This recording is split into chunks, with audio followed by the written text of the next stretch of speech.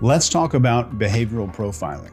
We talked about the 2/3 rule and how a lot of our behavior is nonverbal, and a lot of what's going on in a conversation is a nonverbal exchange.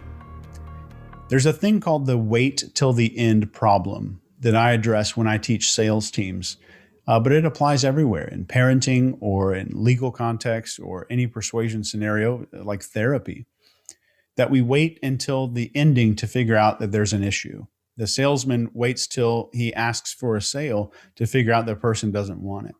Meanwhile, the entire conversation, there's small nonverbal cues that are telling us this is a red flag. The person doesn't agree with this. They don't like this piece of information. I need to redirect. I need to change the words that I'm using. And that could save us years. So when we're able to see some of these nonverbal behaviors, everything changes. The first behavior I want to teach you about is blink rate. And when I say blink rate, this is how often a person is blinking. The average blink rate of humans in conversation is between 12 and 14. So this is 12 and 14 blinks per minute. And I promise you, I'm not going to have you counting somebody's blink rate.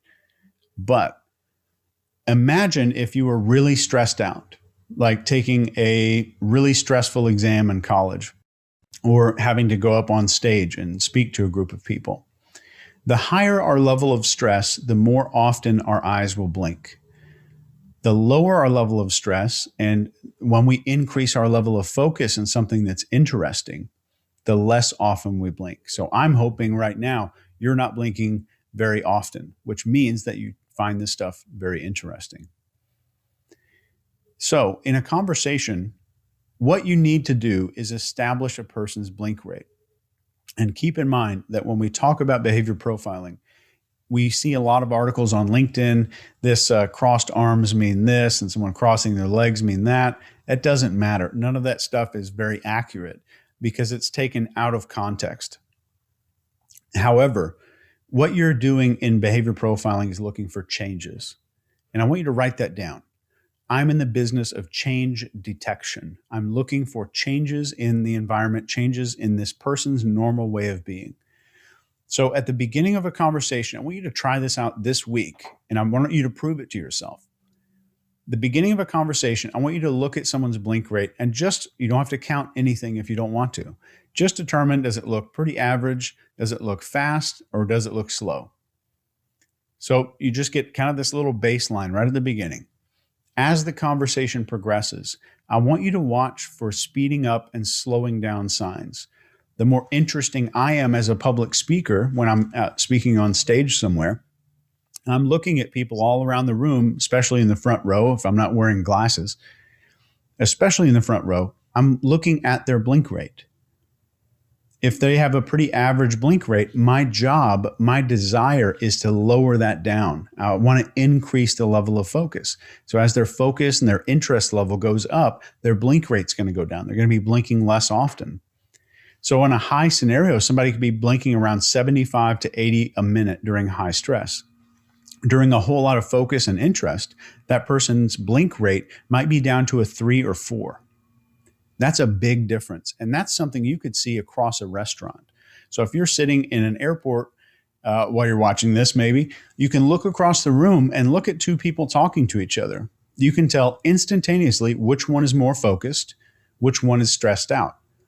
And in your conversations, when you see blink rate go up, you need to identify the blink rate just went up, they're starting to blink more often. What were we just talking about? What is the topic that we were talking about? If I'm in sales and I start talking about the interest rate of a loan, or how long the cord is on a Wi-Fi router or something like that, that's a big deal if I see blink rate go up.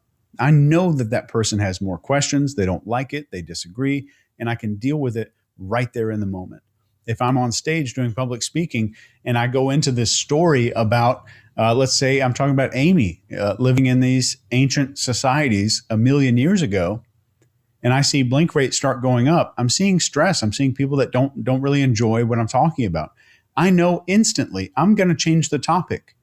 Or I'm going to start raising my voice a little bit to gain some more focus, or I'm going to move to the other side of the stage, or I'm going to use bigger hand gestures. Just this one thing alone can change your conversations forever. So let's recap blink rate. A person at the beginning of a conversation, does their blink rate look average, fast, or slow? And remember, your goal, the goal you need to set for yourself, is to establish a lowered blink rate. So wherever it starts at the beginning of the conversation, your goal is to gradually see that blink rate slowing down, the person blinking less often and less often because they're becoming more focused on you. The second tip I want to give you is digital flexion and digital extension. That's just the fingers. Digital flexion is when the fingers retreat down here, and digital extension is when the fingers open up. And this isn't a person going like this and making a knife hand, and it's not a person making a fist. Remember, we're in the business of change detection. We're looking for movement. We're looking for motion.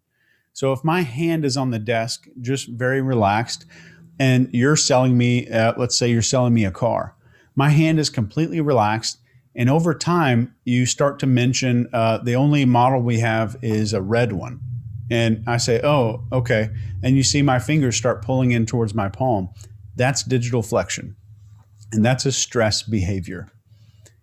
So I know as a sales guy, the moment that I see that, I need some other options for this person. They don't agree with something about what I just said. I need to figure out what to do about it now. Because at the end of the sale, like we talked about in another module, the end of the sale is not the place to discover that the person doesn't agree with something. You have the ability to see all of these things right in the moment, right when they happen. So let's talk about digital extension. If a person is a little bit disagreeable and they get information that makes them happy, or they relax a little bit more, this relaxing gesture is the fingers just opening up a little bit more. The fingers are relaxing a little bit more. If a person's hands are down at their side, laying on a table, it's exactly the same. I think you're going to be shocked by how often this happens in conversation. And just these two things alone will change. If you're in sales, if you're an interrogator, these two things alone will change everything for a very long time for your conversations.